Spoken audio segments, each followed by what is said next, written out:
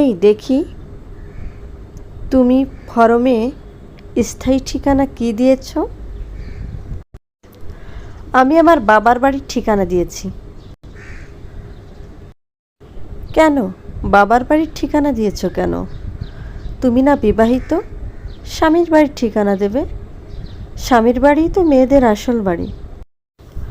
আমার কাছে স্থায়ী ঠিকানার জায়গায় বাবার বাড়ির ঠিকানা দেওয়া সঠিক মনে হয়েছে, তাই আমি বাবার বাড়ির ঠিকানা দিয়েছি। আমি শ্বশুর বাড়ির ঠিকানা দিয়েছি। শ্বশুর বাড়ি তো মেয়েদের আসল বাড়ি। আমি এখানে দেওয়াই উপযুক্ত মনে করেছি।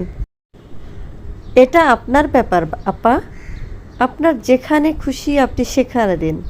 যে বাড়ি আপনার কাছে স্থায়ী মনে হয়, শ্বশুর বাড়ি হোক বাপের বাড়ি হোক, সেই বাড়িই আপনি দেন।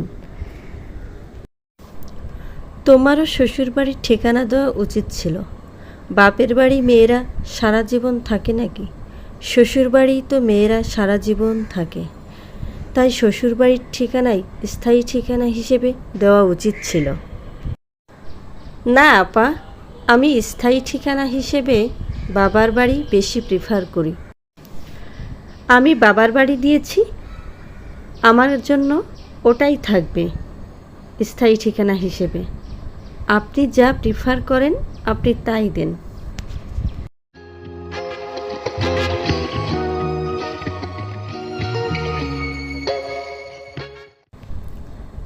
হাই আপা, কেমন আছেন? অনেক দিন পর দেখা, কি সৌভাগ্য।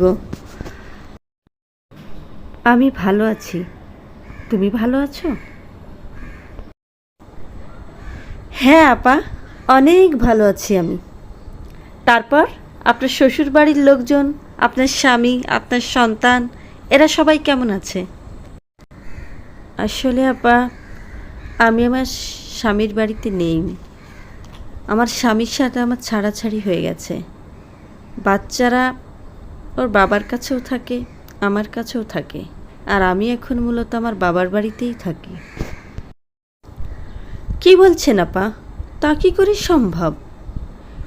এটা কি করে হলো? হয়েছে, আমার স্বামী আমার থেকে অন্য কাউকে তার জন্য উপযুক্ত মনে করেছে, তাকে গ্রহণ করেছে, আর তাই আমি সেখান থেকে চলে এসেছি তাকে সুন্দর জীবনের সুযোগ দিয়ে। তাই বলে আপনি আপনার আসল বাড়ি থেকে চলে আসবেন? হাজার হলেও ওটা আপনার আসল বাড়ি।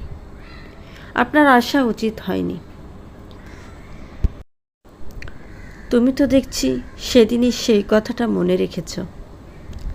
আসলে তুমিই সঠিক ছিলে, আমি ভুল ছিলাম।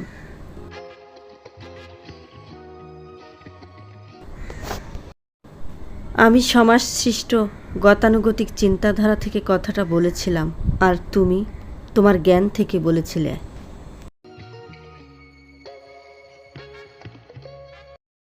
তুমি তোমার বিচক্ষণতা থেকে বলেছিলে নিরপেক্ষতা আর সূক্ষ্ম দূরদর্শিতা থেকে।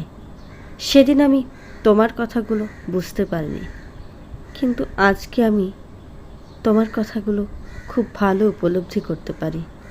সত্যিকার অর্থে মেয়েদের আসল বাড়ি যে কী, কোথায়, তা একমাত্র আল্লাহ ছাড়া কেউ জানে না।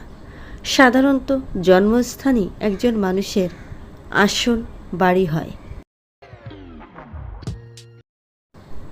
যে বাড়িতে একজন মানুষ জন্ম নেয়, যে বাড়ির মানুষের স্নেহ মমতা ভালোবাসায় একজন মানুষ বেড়ে ওঠে, যে স্থানের আলো বাতাস ফুল ফল ফসলের পুষ্টিতে একজন মানুষ দিনে দিনে পরিপূর্ণ হয়, সেই স্থানই, সেই বাড়ি আর সেই মানুষগুলোই তার প্রকৃত আপনজন। সেই বাড়িটি তার আসল বাড়ি। তাই সেই ব্যক্তি ওই বাড়িতে থাকুক বা না থাকুক, যেখানেই থাকুক না কেন, দেশে বিদেশে, স্বামীর বাড়ি ছেলের বাড়ি, যেখানেই থাকুক না কেন, ওই বাড়িটিই মূলত তার আসল বাড়ি। সব বাড়ির দরজা বন্ধ হয়ে যাবার পর যে বাড়ির দরজা খোলা থাকে সেই বাড়িটিই মূলত আসল বাড়ি। এটা প্রথমত জন্মস্থান বা জন্মবাড়ি, দ্বিতীয়ত কবরস্থান। সরি আপা, আমার আসলে কথাটা বলা উচিত হয়নি। না না, ঠিক আছে, বলে ভালো করেছ। আমিও আমার বর্তমান উপলব্ধিটা তোমাকে জানাতে পারলাম। কিছু মনে করবেন না আপা, আপনার এই ভাগ্যের জন্য কোনো কষ্ট নেবেন না। জীবনটা একটা পরীক্ষা, এটা হয়তো আপনার জন্য মহান আল্লাহ তাআলার পরীক্ষা। বাঁচবেন, সুন্দরভাবে বাঁচবেন, আল্লাহর জন্য বাঁচবেন। সারা সৃষ্টি জাহানে তিনি একমাত্র শাশ্বত, সুন্দর, সত্য, আসল, আর সবই ক্ষণস্থায়ী, নশ্বর সত্য। সাময়িক আবেগ, উত্তেজনা, প্রয়োজন, মোহ, মায়া, ভেলকি।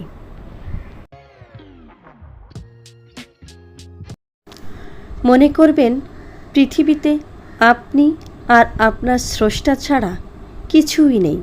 আপনি আর আপনার স্রষ্টাই মুখ্য। আর সবই গৌণ, আর সবই সাময়িক, নশ্বর সত্য, আর সবই জীবনের প্রয়োজন, আর সবই মোহ, মায়া, ক্ষণস্থায়ী। সৃষ্টিকর্তাকে কেন্দ্র করেই বাঁচবেন যতদিন আয়ু থাকে। কখনো খারাপ চিন্তা মাথায় আনবেন না, কখনো ভুল কোনো সিদ্ধান্ত নেবেন না। শুধু তার জন্যেই বাঁচবেন, তার উপর ভরসা করেই বাঁচবেন। সবার উপরে আল্লাহকে, আর আল্লাহকে কেন্দ্র করে নিজেকেই গুরুত্ব দেবেন, আর কাউকে নয়। তুমি ঠিকই বলেছ। বেলা শেষে সবাই যখন যার যার স্বার্থ বুঝে নিয়ে নিঃসঙ্গ করে দিয়ে চলে যায়, তখন একজন মানুষকে এভাবেই বেঁচে থাকা উচিত। অনেক দিন পর দেখা, চলুন এক কাপ চা খাওয়া যাক। হ্যাঁ চলো, আমিও ওটাই বলতে চাচ্ছিলাম।